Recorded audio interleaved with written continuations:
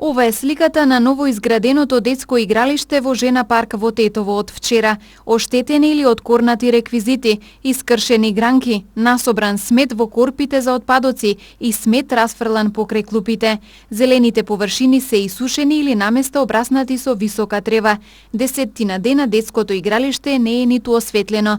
Имено не работат само канделабрите кои беа поставени за осветлување на целата површина на паркот. Родителите кои редовно ги носат своите деца на оваа локација се жалат на запоставеност од страна на надлежните власти. Се плашат дека местото на кое многу му се радуваа, лесно може да стане опасна зона со разни девијантни појави.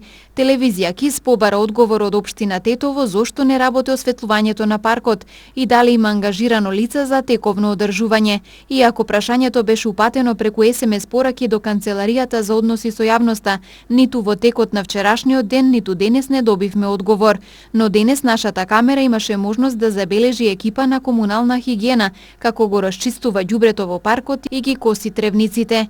Инаку детското игралиште во Жена парк во Тетово беше изградено и отворено во април годинава на задоволство на децата и на родителите кои се жалеа дека буквално нема ниту едно место во градот каде би можеле да ги однесат на прошетка и рекреација своите деца.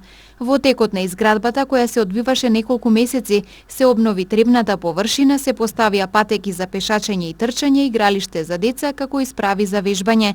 Паркот претрпи многу оштетување уште на самиот почеток поради несовесни граѓани. За жал сега паркот полека се запоставува и од надлежните власти, кои не вршат редовно одржување на хигиената и превенирање и санирање на оштетувањата на реквизитите.